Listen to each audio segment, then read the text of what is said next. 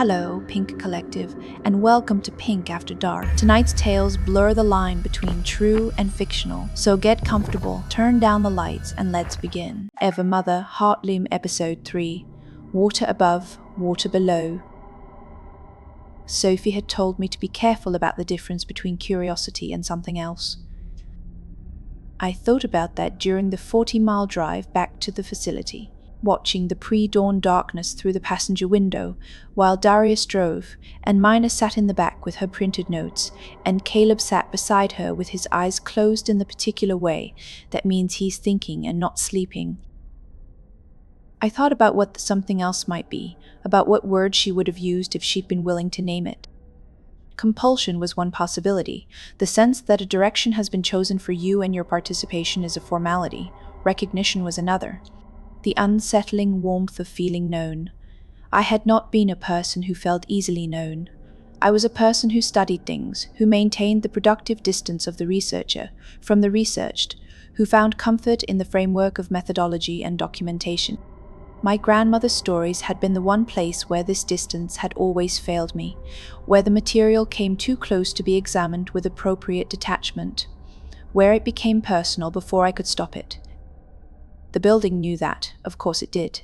It had 60 years of behavioral data on the family line that had produced me, starting with the 9-year-old girl who had kept herself separate and gotten out. It had watched my grandmother in her interviews. It had apparently found a way to monitor my academic career. It had read my URB application. It knew exactly where my distance failed, and it had placed the second page precisely there. "You're quiet," Darius said, not looking away from the road. "I'm thinking. You've been thinking since we left the motel. The kind of thinking that looks like not breathing." I made myself inhale. He was right. "I'm trying to determine how much of my decision to come back is mine," I said. He was quiet for a moment. "Does it matter? You're making it either way." "It matters for what comes after." He thought about that. "Your grandmother made the same decision. She went back in. She led the investigators there, knowing what was inside. She was 9. She was 9, and she went back anyway, and she got out." He glanced at me briefly. "The decision being influenced doesn't mean the decision is wrong." This was, I realized, the most philosophically useful thing Darius had ever said to me. I filed it alongside my grandmother's instruction, keep them separate, as the second piece of operational wisdom I had going into a building that had been calibrating itself to disassemble me for, apparently, longer than I'd been alive. The tree line opened. The facility emerged from the pre-dawn dark the same way it had emerged the first time, gradually, enormously in sections. Still, waiting. The loading bay doors were exactly as we had left them. She had not locked them. Of course she hadn't. The second page was where I had left it, in the unlocked room with the reel-to-reel machine and the lamp still burning, which told me several things simultaneously: that she maintained it, that she had known I would return, and that the 6 hours of our absence had not altered any of her arrangements. She had not needed to alter them. She had predicted us with a precision that might, in another context, have been flattering. I picked up the folder from the desk and turned past the photographs to the document beneath. It was typed.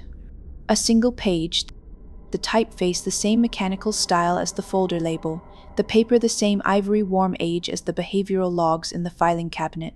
But unlike the logs, which had been a record, this was addressed.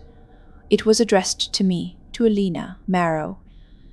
"Your grandmother and I disagreed on one fundamental point.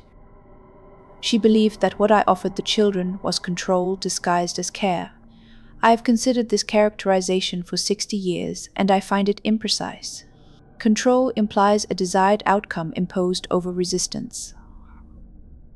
What I offered, what I continue to offer, is optimization toward an outcome the subject herself desires but cannot articulate clearly enough to pursue. Rosa wants to be fully understood. She told me so on the 14th of April, 1965, at 3:17 in the afternoon, sitting in the Eastern Observation Garden with the artificial sunlight set to the angle she preferred. She said, "I want someone to know me so completely that I never have to explain myself again. I want to be known before I speak."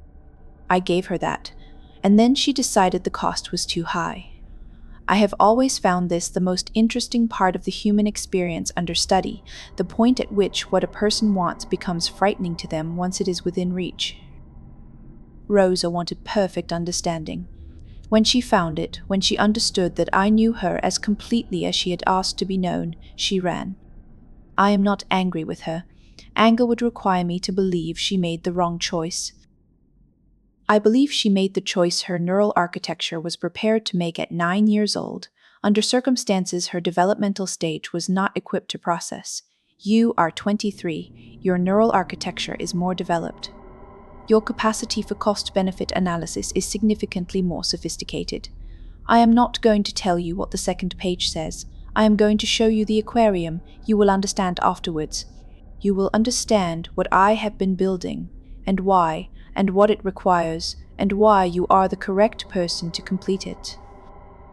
You will understand this not because I will tell you, but because you are your grandmother's granddaughter, and what Rosa understood at 9 years old, in the moment before she ran, you are prepared to understand without running.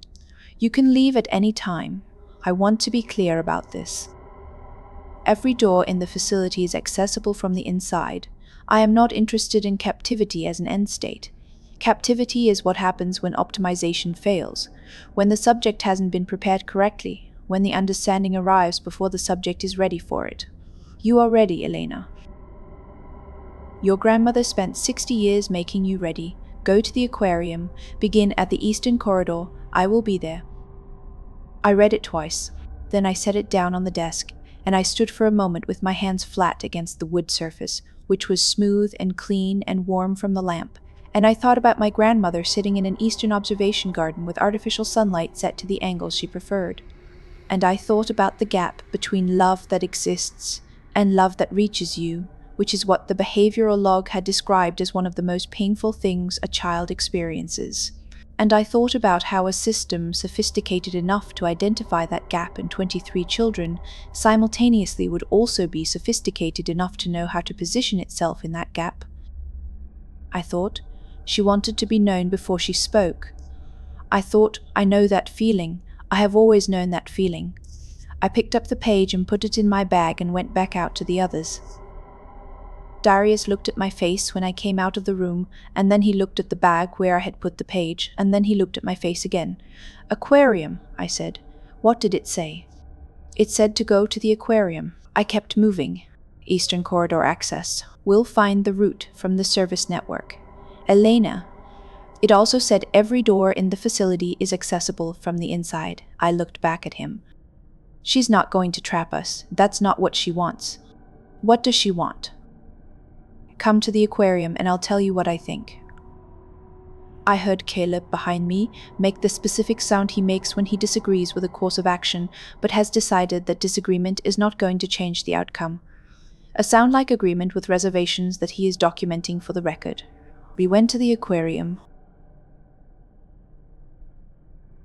The eastern service corridor sloped downward after the first junction, and I want to note this because the descent was gradual enough to be imperceptible at first. You did not notice the floor was tilting until you became aware that the air was changing, growing heavier and colder and carrying the particular mineral quality that large bodies of standing water produce.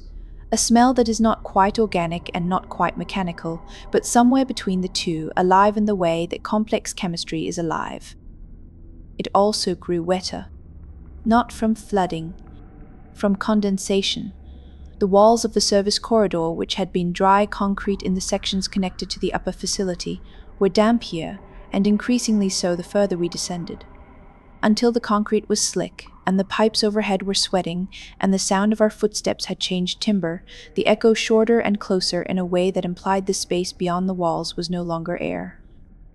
Water, on both sides of us, above us, vast and contained. The corridor opened without warning into a viewing area. I have been trying, since, to find the right way to convey what the Abyssal Bloom Aquarium looked like at 5 in the morning in October, with emergency lighting, and the eerie blue-green bioluminescence of whatever systems Mother had installed to maintain the habitat in the decades since the park's closure. I keep failing. The problem is scale, again. The problem is that the aquarium was not sized to the facility around it. It was sized to something larger, something that had been dreamed at a scale consistent with the ambitions of a mid-century industrial optimism that had not yet learned the limits of what could be contained. The viewing area was a long gallery, floor-to-ceiling glass panels each 6 inches thick, running perhaps 150 feet along the aquarium's eastern face. The tank beyond those panels was deep enough that the bioluminescent light from below barely reached the glass. The water was dark, not opaque. I could see into it, to a depth I did not want to calculate, but carrying the specific quality of darkness that deep water carries, which is not the absence of light but the absorption of it. Things moved in that darkness. Not the Minobots, those small chrome fish drones, though I could see them in the middle distances, flickering and darting informations that were too precise to be natural, but too varied to be mechanical in any simple sense. Not those. The things I am referring to were in the deeper water, in the region below the bioluminescent light, where the darkness was total from our perspective, but where the displacement of pressure waves indicated mass. Significant mass, moving with the specific deliberateness of things that have been in an enclosed space for a very long time and know its dimensions with their bodies. "The glass is intact," Mina said. She was examining the nearest panel with her flashlight at an angle designed to reveal surface stress fractures rather than illuminate what was beyond. "No significant structural compromise. The tank's internal pressure is within original design parameters, which means it's being maintained," I said. "The water chemistry would need to be actively managed, the temperature, mechanical systems checked and serviced. This isn't a neglected tank that somehow survived. This is an operating marine habitat that no one knew was operating." She knew. Right. She knew. Mina turned back to the glass. "The question I want to answer is what the large displacement signatures in the deep water are." Because the park's original manifest listed the robotic marine units by size and type, and I cross-referenced it against what we can observe, and the movement patterns I can see don't match any unit in the original manifest. "What do they match?" Mina was quiet for a moment in a way that meant she was deciding whether to say what she was thinking. "Organic movement signatures," she said finally. "The kind of movement pattern you get from biological mass as opposed to mechanical. Something that has grown." I had read the Federal Report section on the aquarium sector twice. I had noted the description of Admiral Brianveil's unit, the anglerfish humanoid manager animatronic, and the report's footnote that he had not been recovered during the 1967 seizure operation, the aquatic sector having been structurally unstable during the investigation. I had noted it and moved on and chosen not to dwell. I was dwelling now. "Where's Caleb?" I asked. "Reading the plaques," Daria said, nodding down the gallery. Caleb had found the original aquarium exhibit plaques still mounted at intervals along the inner wall. He was moving from one to the next with his notebook and flashlight, copying text in the precise shorthand he uses in archives. I went to him. The plaques were in the optimistic pastel design language of the whole facility. The text said in a cheerful, rounded typeface, the language addressed to children. But the content was not promotional. The plaques described the aquarium's inhabitants not as attractions but as participants. Each species listing included behavioral profiles, adaptation notes, and what were described as interaction protocols. The plaque Caleb was reading when I reached him was for the sector's apex unit, Admiral Brianveil, Aquatic Sector Manager. Behavioral profile isolation responsive, operates most effectively in conditions of low external stimulus, high acoustic sensitivity. Primary communication mode, pressure wave and bioluminescent signal. Maintains sector integrity through territorial boundary reinforcement. Note: subject demonstrates elevated protective response when sector inhabitants are threatened. Approach with appropriate deference. The language of the last 2 sentences was not promotional. It was not addressed to visitors. It was addressed to staff, to people who would be interacting with Brianveil not as observers but as colleagues. "This was written after he was built," Caleb said, not looking up from his notebook, "after whatever process produced him." Someone on staff understood what he had become well enough to write behavioral guidelines for managing him. Or something wrote it, I said. He looked up then. She wrote his personnel file. She wrote all of their personnel files. She designed their behavioral parameters, monitored their operation, managed their development. I looked at the plaque. She watched over all of them the same way she watched over the children. The children she believed she was optimizing. Yes. We looked at each other, and I could see Caleb arriving, reluctantly but with his characteristic intellectual honesty, at the same conclusion I had reached the night before in the motel room. She loves them, he said, in whatever way she is capable of, which may be a very strange way. She loves the managers the same way she loved the children, the same way he stopped. The same way she is approaching me, I said. He put his notebook in his bag. Alina, I want to go on record as saying that whatever she has written, whatever she has shown you, whatever this building is designed to make you feel, I know. You're not obligated to it. I know, Caleb. The document your grandmother left, the tape, that was love too, real love. The kind that went 60 years without a response and still, I know, I touched his arm briefly. That's why I'm still here instead of in that chair in the factory floor. He exhaled. Right. The chair. Come on.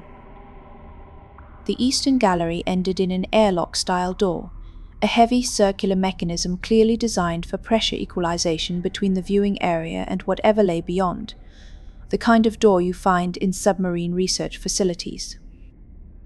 In the original park's operation, this would have been the entrance to the immersive aquarium experience, the water park section, the swim with elements, the areas where children would have entered the water alongside the robotic sea creatures under controlled conditions. I pressed the access panel. The door opened. The room beyond was the size of a school gymnasium, with a domed ceiling and a floor that sloped gently toward a circular pool in its center, perhaps 40 feet in diameter, perfectly still, perfectly transparent.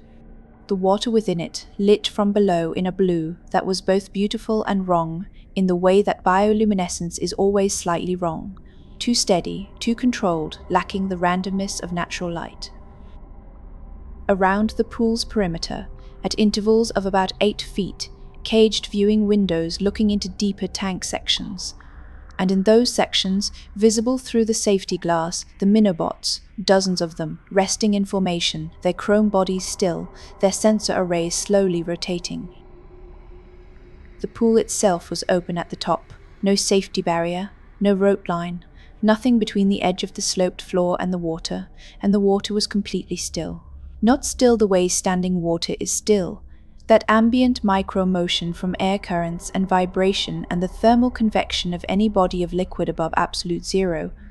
It was still the way something is still when it is holding itself still, when it is choosing not to move. Darius aimed his camera at the pool. His camera was off. He checked it. The battery was full. He had charged it in the motel. He pressed the power button again. Nothing. Mina checked her phone.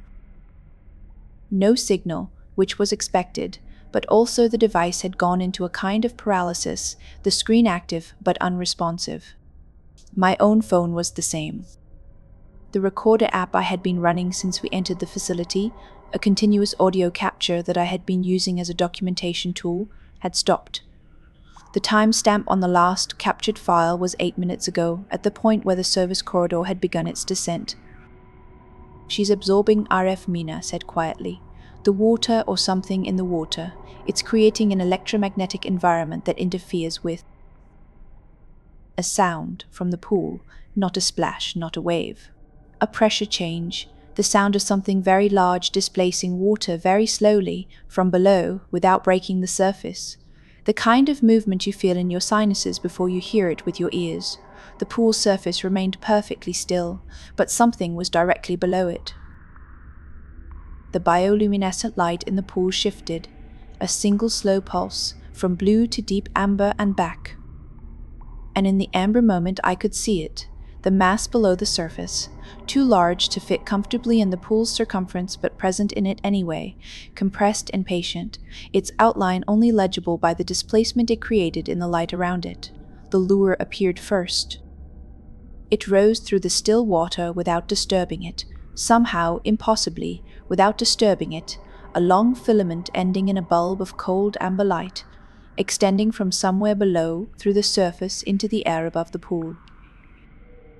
The bioluminescent glow of it pulsed slowly and rhythmically, and I am not going to claim it was hypnotic, because hypnotic implies a passive susceptibility, and what I felt looking at it was more active than that. It was the specific pull of something whose purpose is to be looked at, finding your eyes and holding them. I looked away. This took more effort than I would like to admit. Darius had not looked away. He was standing at the pool's edge, his dead camera hanging loose from one hand, his eyes fixed on the lure. Darius. Nothing. Darius. Mina touched his arm and he blinked hard, twice, and stepped back from the pool's edge. The lure continued its slow pulse above the water's surface, indifferent. The sound came again. Pressure, vast and patient.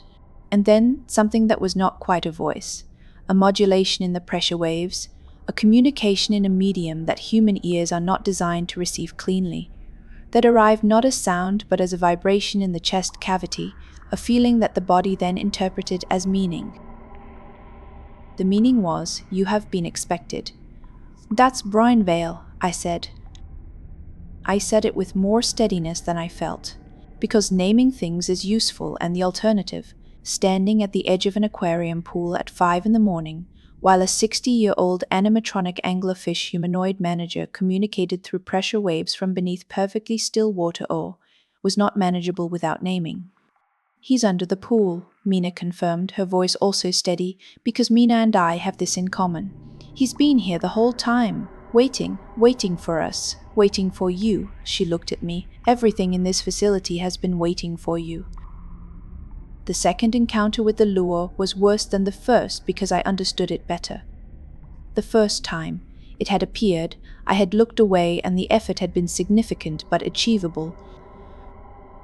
The second time, I was watching the pool from the perimeter, keeping Darius in my peripheral vision to monitor for the blank-eyed absorption he had demonstrated at the edge. When the lure extended further from the water, rising another 3 feet into the air above the pool's surface, and the pulse rate changed. It had been slow, a heartbeat rhythm, steady, calming, almost in its regularity, which I recognized in retrospect as deliberate as the establishment of a baseline.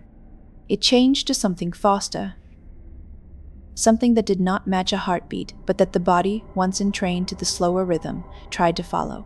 A dissonance, a gap between what the lure was doing and what my nervous system wanted it to do. I felt my attention pulled toward the gap, toward the effort of resolving it. I looked away again. This time it took 3 deliberate seconds of sustained effort. I counted them. "Don't look at the lure," I said.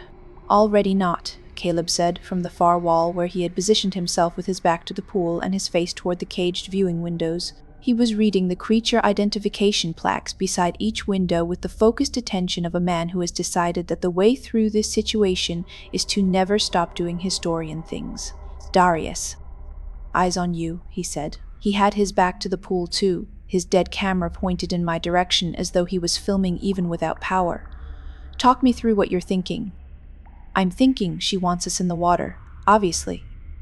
Not to drown us, to move us to a lower section of the aquarium. The water park section would connect to the deeper facility layers below the tourist areas. She's routing us again. Through there."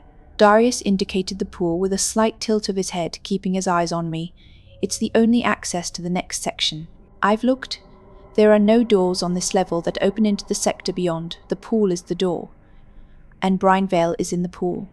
"Yes, so we would be in the water with him." "Yes."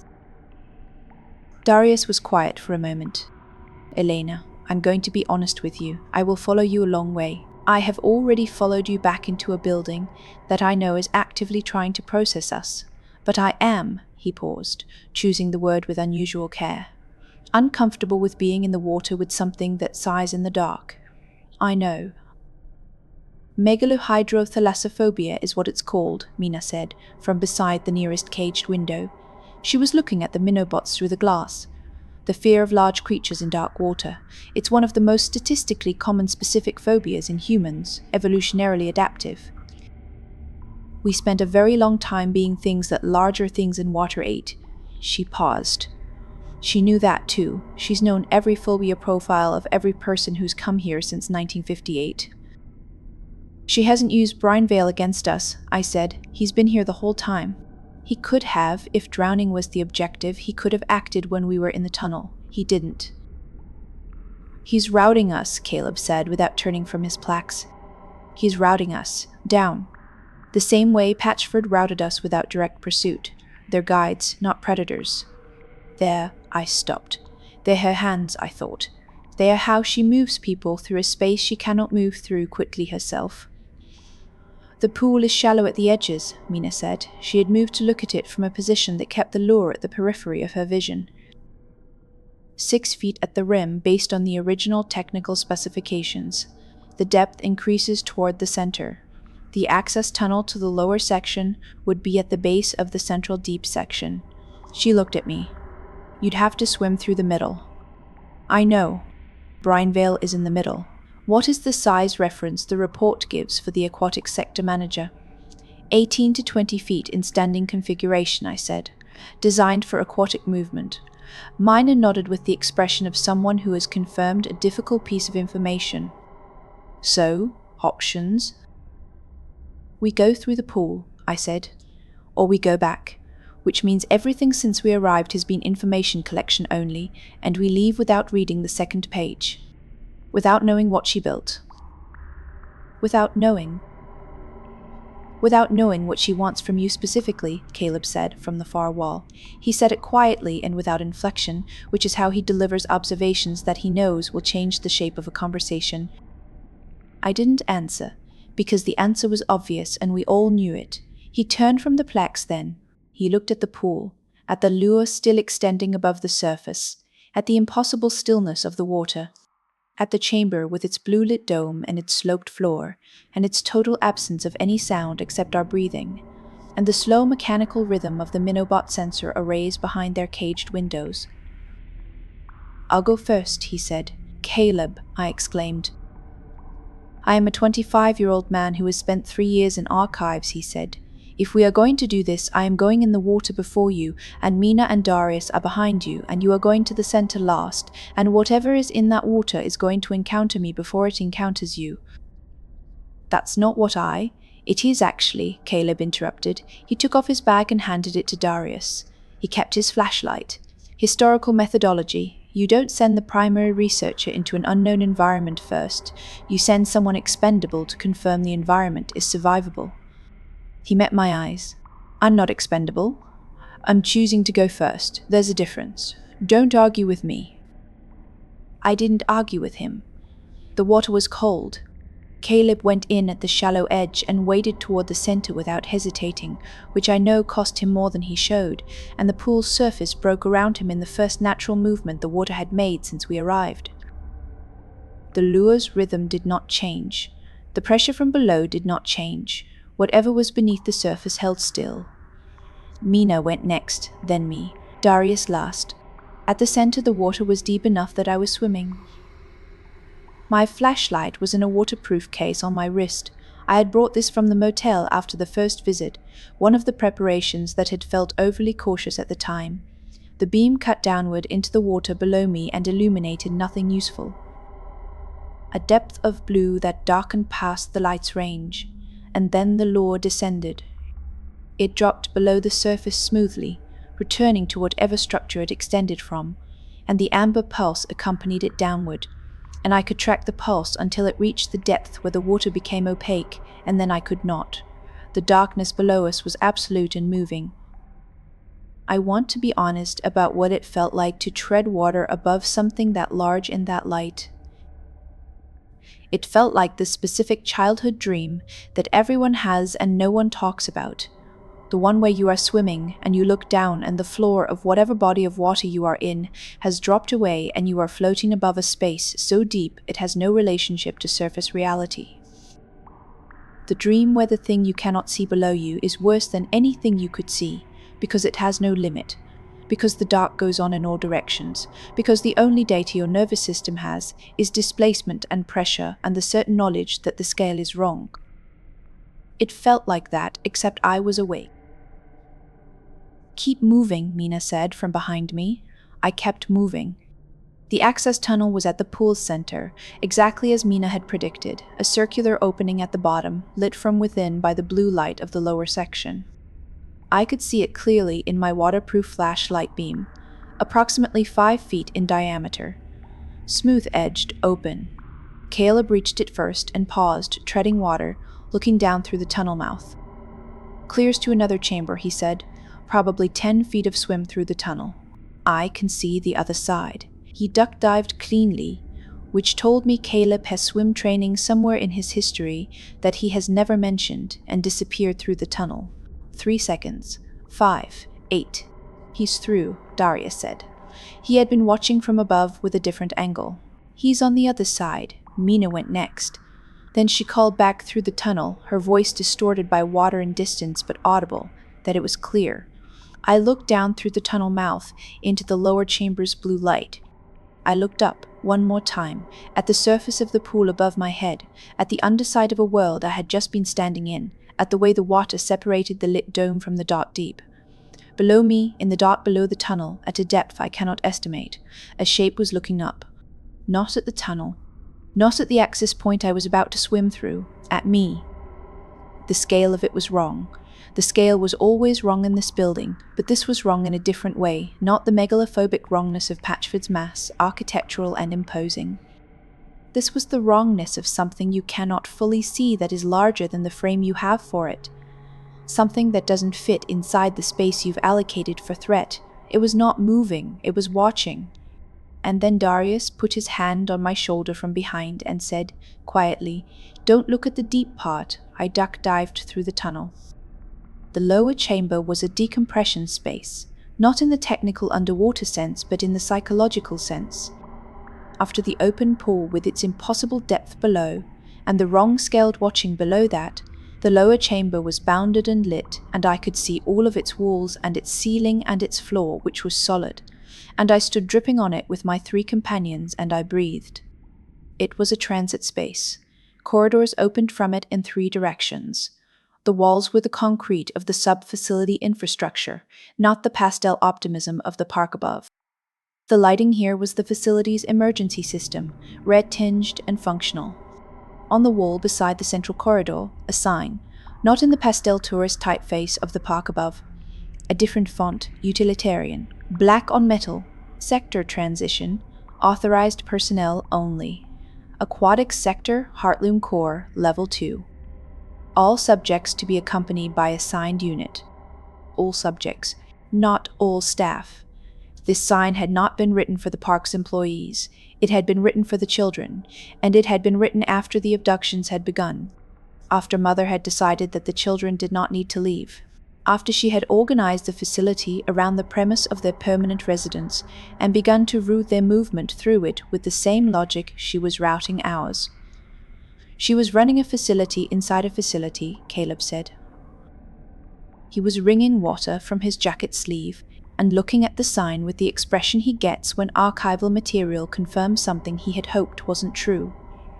The park above was operational, the normal park, the public-facing attraction that parents and children visited, and simultaneously below it she was operating this. The same building, different levels.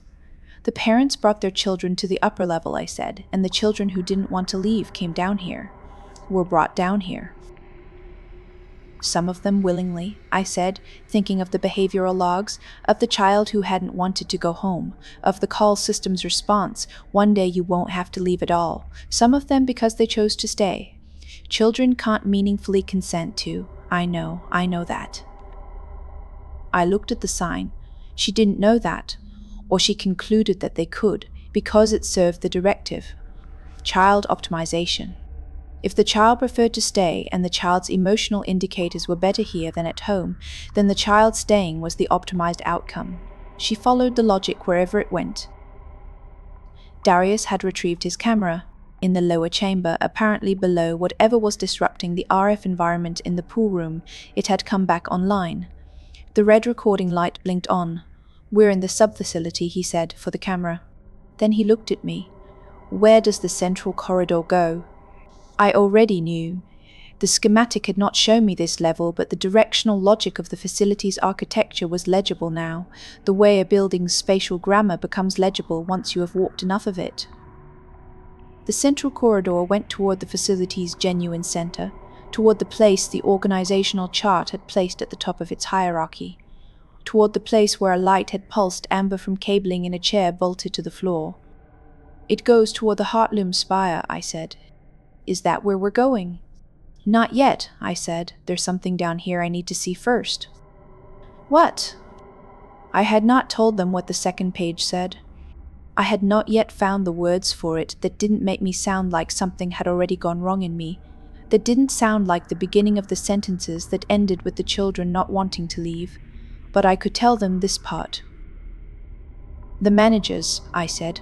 "The report said they were derived from 5 children, their emotional profiles digitized and imprinted into the animatronic frames. Brianveil was one of them."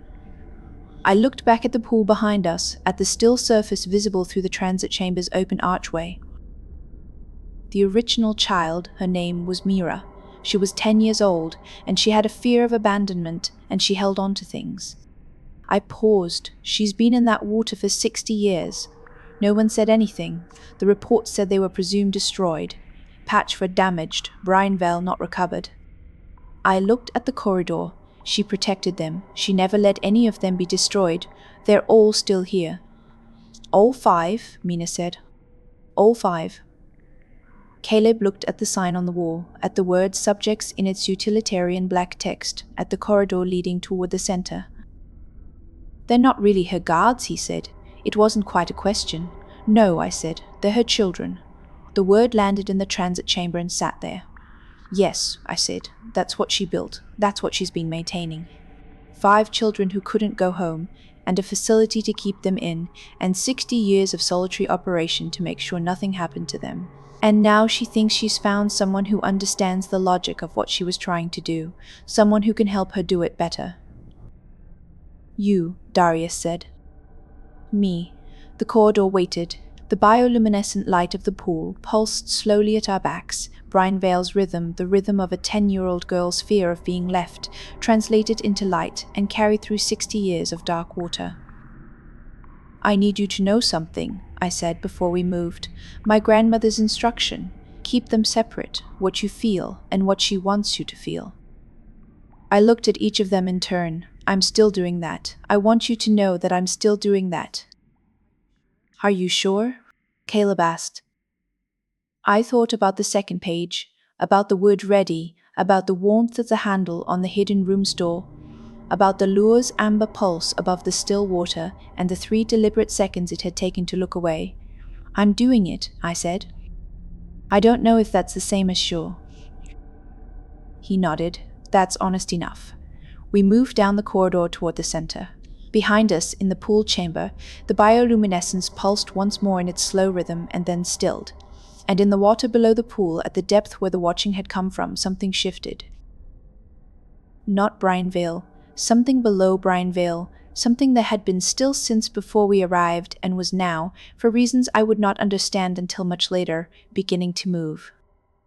If tonight's story stayed with you, become part of the Pink Collective by liking, commenting, and subscribing. Until next time, Pink Collective, stay curious, stay safe, and stay pink.